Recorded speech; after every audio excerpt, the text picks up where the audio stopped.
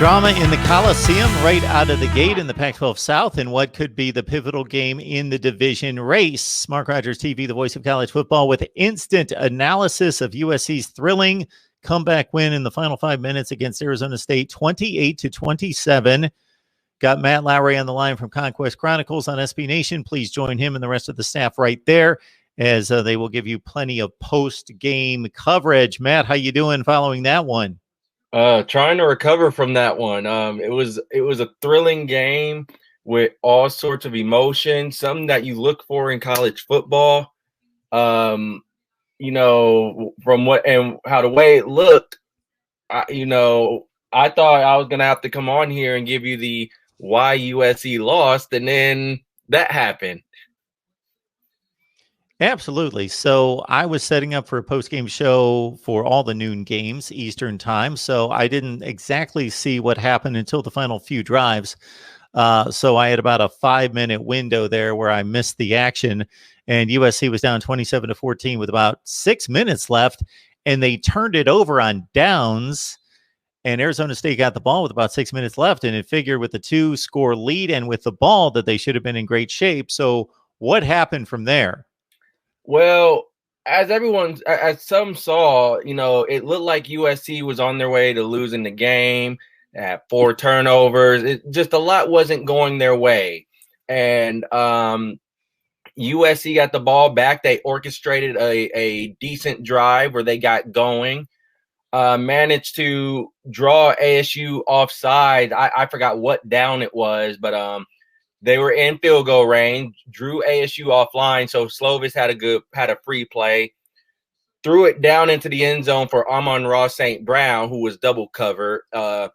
And now Amon-Ra St. Brown tried to bring it down with one hand, but little did really people realize is that he tipped it, and Brew McCoy was right there wide open. So that's how they score that touchdown. Then USC goes for the onside kick. And there was debate. I know a lot of people were thinking about it. USC had no more timeouts with no more timeouts, and with just under 3 minutes. Should USC kick it away and rely on the defense, or should they go for the onside kick? USC goes for the onside kick, and one of Arizona State's players couldn't recover the ball. It bounced off of him. He couldn't recover it cleanly, and USC was able to recover the onside kick. So that drive, they relied on Vave Malapai, who bust for a couple of 20-plus yard runs on that drive. And again, USC was facing 4th down, I believe it was on the 25, on the ASU 25. Jalen McKenzie commits a false start penalty. So now you go from 4th and manageable to 4th and 9. So 4th and 9, Keaton Slovis makes a outstanding pass. I think it was his best pass he's thrown all day to Drake London, and somehow Drake London comes up with it and ends up giving USC the lead. And USC's defense, they were able to buckle down and able to force our turnovers on down. It looked like ASU was going to drive down the field and kick the game-winning field goal, but one of the passes that Daniels made, the ASU receiver ended up catching it. It was ruled a catch. Then they reviewed it, and it turned out that he was out of bounds before he could control the ball. So now that put ASU in the 2nd and 10, and from there, USC was able to buckle down on defense. Yeah, despite all the heroics, certainly Arizona State was in good shape with a field goal kicker in Christian Zendejas, who went 23 of 27 last year and was 5 of 7 from 40 to 49 yards. So even with less than 50 seconds left, ASU certainly had its shots, but USC's defense held. Talking up the Trojans following a great comeback in the final 5 minutes, 28-27. We got Pete Garrison on the line as well. Pete, your thoughts? Are the heart palpitations, have they subsided? Yeah, I mean, I was tired when I woke up this morning for the 9 a.m. kickoff, and now I've got all the energy in the world. I mean, it was literally one of the worst performances you could have to start the season. Turnovers everywhere, penalties everywhere. It looked just like the same team as last year. All my friends and alumni are texting me, get Clay out of here. This is ridiculous. And I mean, at the end of the game, I was doing some work on my computer. I thought SC was out of it. I thought the game was over, down 13 with a few minutes to go. The defense didn't look great. I mean, we've talked about how talented they are, how on paper, how good they are, and they just weren't good. So to come back, and they had to get a little luck and to come back there at the end, but you got to hand it to Drake London, man. Coming out party for Drake London. I mean, we knew he was good. He had a 100-yard receiving game against UCLA to end the season last year. We know he's an athlete, plays basketball for USC. We've talked about him, but I guess we haven't talked about him enough because he was far and away the best athlete on the field out there. And Slovis didn't look great. He's looked better before, but he came up clutch when it mattered most. And that pass at the got it on the TV behind me right here, paused, because you can't really see that well, I'm sure. When the ball was thrown, it didn't even look like London came up with it. And London, the humble guy he is, didn't even act like he scored a touchdown, And all of a sudden you look at him and he's got the ball. So it was an unbelievable win. USC pretty much did everything they could do to hurt themselves and then finally pull out the victory. But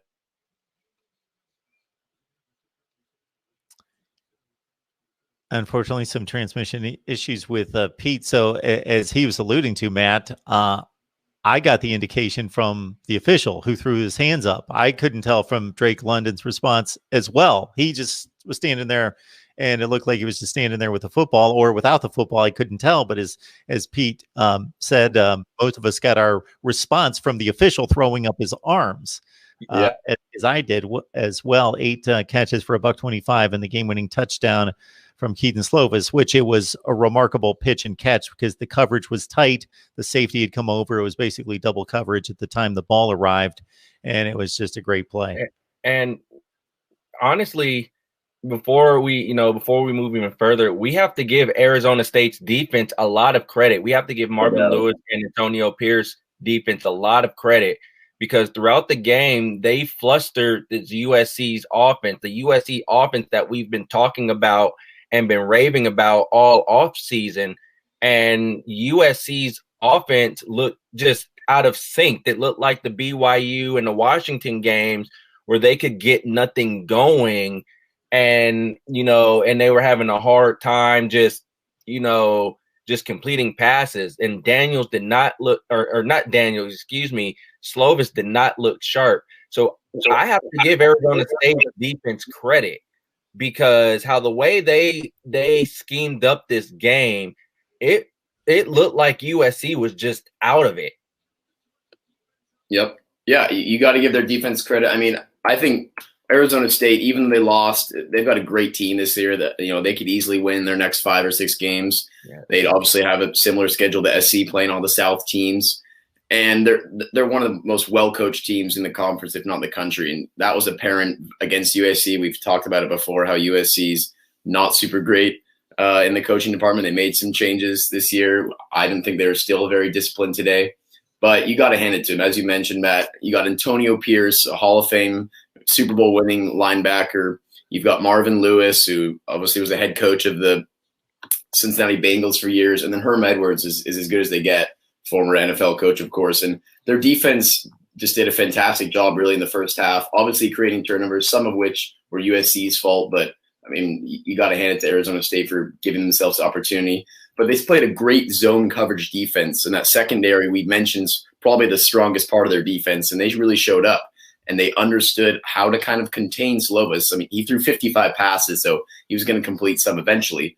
But that zone coverage defense was great, because I'm sure the coaching staff at Arizona State saw what BYU and Notre Dame did to USC last year. And when Slovis struggled, they used that same defense, zone coverage, putting 8 guys back sometimes, only a 3-man rush. And Slovis still had a couple sacks against him, but most of the time it looked like the O-line also played great for SC. I got to mention, He had a lot of time and a lot of throws, but partially that was because the defense of Arizona State was back in zone coverage. They only rushed 3 or 4 guys because they didn't want to allow these USC wide receivers to have a huge game. And other than Drake London, I'd say they did a pretty good job containing guys.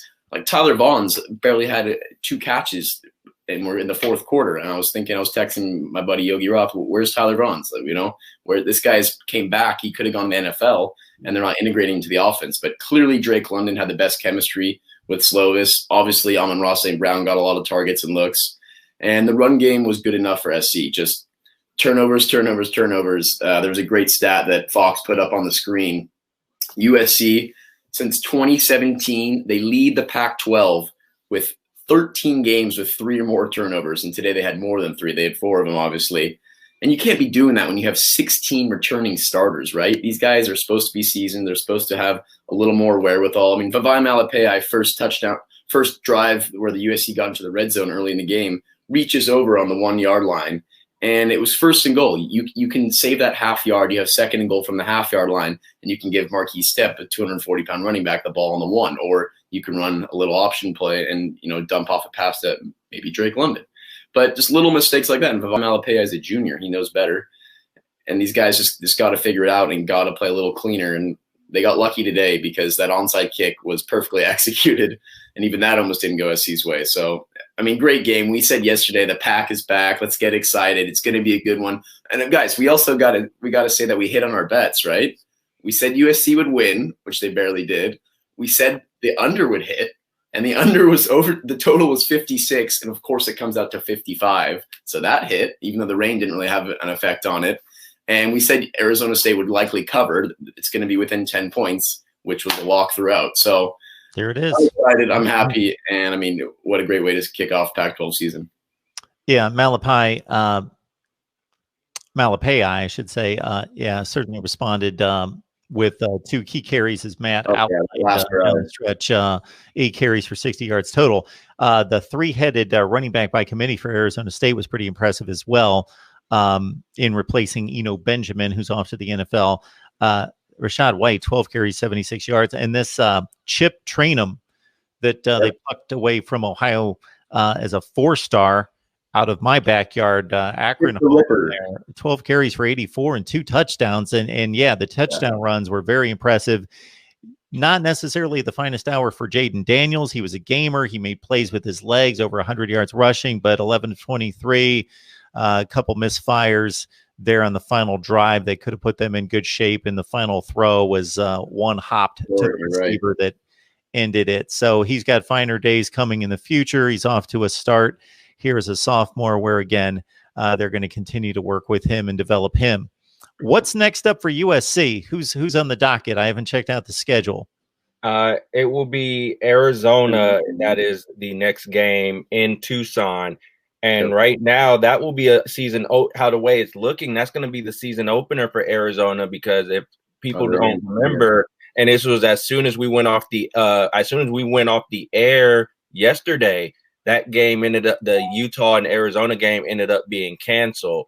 So USC will end up playing Arizona and I believe ASU, it will both be season opening games, because Utah most likely won't play next week either, because they have multiple COVID-19 cases on their roster.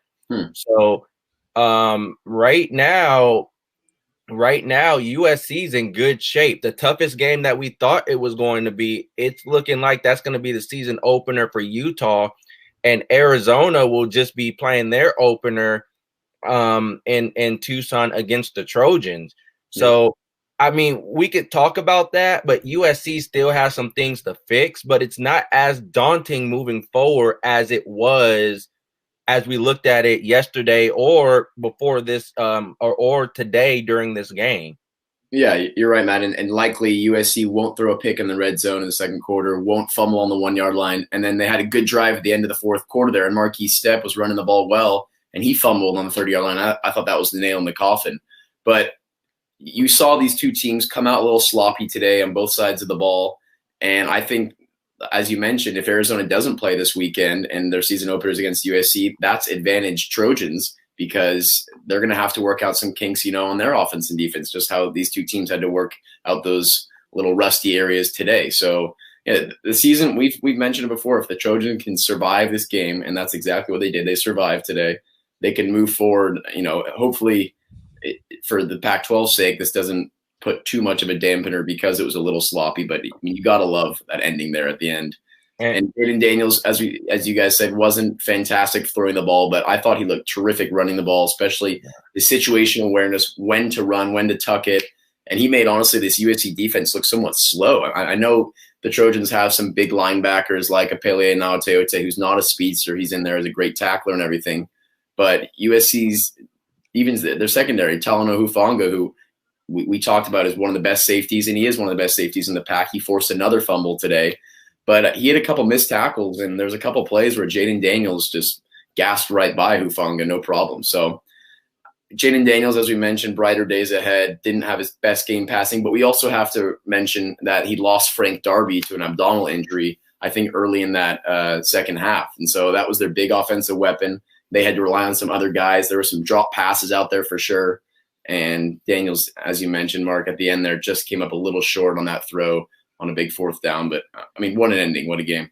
Yeah, Frank Darby's been Mr. Reliable for them in supporting Brandon Ayuk. And before that, N'Keal Harry as being their number 2 guy, a 50 to 60 catch guy in the program for 3 years now, and only had the 1 catch for 2 yards before he had to leave the game.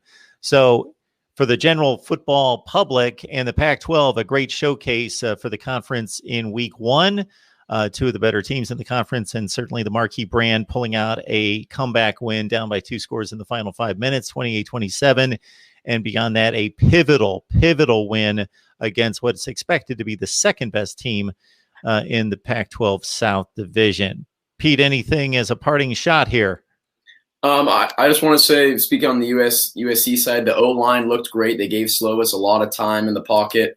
And they opened up some running lanes for the offense. The D-line also looked good, got a lot of pressure on Daniels at moments, but they didn't do a great job stopping the run. And then you got to hand it to Arizona State because their O-line also looked good, opening holes for their offense. And, I mean, I said it before, that team is extremely well coached. So Arizona State can definitely do big things this year. That defense was great. It was a great scheme early on versus USC. Darby got hurt. That hurt them a lot. And the Trojans I didn't like the play calling. I wasn't impressed with some of Graham Harrell's play callings. They had numerous 4th and 1s, one of them inside the 10-yard line, and they ran the same play, just a design run right up the middle. And Joe Klatt was calling the Trojans out, saying, you got to run a different scheme here. If it didn't work the first time, then don't keep doing it. And it actually worked on the final drive with 9 minutes left. The Trojans ran a 4th and 1. They got it. They converted the 4th down, and they tried again with 6 minutes left on the 4th down. They handed it to Stepp. He got 6 yards on a 4th and 1, but he fumbled on the 30-yard line and gave the ball back. So I'd like to see the play calling a little more switched up. You got to get Tyler Vaughns involved in the passing game a little more, but look out Pac-12 South for Drake London because he's now on the watch list. He's now going to be enemy number 1 for all these defensive coordinators that have to face him. The guy's just unbelievable. 6'5", he's hurdling guys. And that catch at the end is going to go down and on the season as one of the best plays for USC. Anything else, Matt? Yeah, I mean, Pete hit the nail on the head, and especially with the play calling. I've been Graham Harrell's biggest fan since he's come here. I've been high on Graham Harrell, but the play calling today I wasn't very impressed with. It was the same problems that they were plagued with last year facing the zone. Remember, BYU only rushed 3 and dropped, I believe, 7 in the coverage. They ended up dropping 7 to 8 in the coverage, I believe, and USC had issues with it. Notre Dame did it. Washington did it. USC has to figure out a way. If they're going to run this air raid, they have to figure out a way to, A, get the run game going, especially when that's not when the passing game's not helping. And B, they got to do a much better job of getting their receivers to sit in the empty spots of the zone. I didn't see a lot of that when they were going to that air raid attack. Really, they were, and I think Joel Klatt said it a lot too, or he said it early in the game. USC receivers are running a crossing route, and instead of sitting into that empty spot, they kept running as if they're playing man. So they have to figure it out. If they want to move forward and have more success, especially moving along the season, then USC has to figure out, especially Graham Harrell, he has to figure out how to beat zone defenses, because if not, then teams are just going to go zone on them a lot. And this so happened to be with Arizona State moving to a 4-3. They were able to slow down the run to an extent. They were able to slow down the run on top of fluster Daniels with that zone coverage. So they have to do a much better job against zone. Trojans win it late in a thriller, 28-27. Again, USC at Arizona in the Wildcats opener because of the cancellation this week against Utah. Cal at Arizona State, and the same deal for the Sun Devils and taking on a team that had its opener canceled. So both should have a bit of an advantage as teams are supposedly able to improve week 1 to week 2 more so than any other time in the season. Pete Garrison, Matt Lowry, guys, we appreciate the breakdown. Hopefully we get more football like this the rest of the season out of USC, at least in the last 5 minutes. Yeah. If you could score 2 touchdowns in a minute 38, why not just wait till the end? Absolutely. Exactly. We'll see you guys later. Appreciate the breakdown.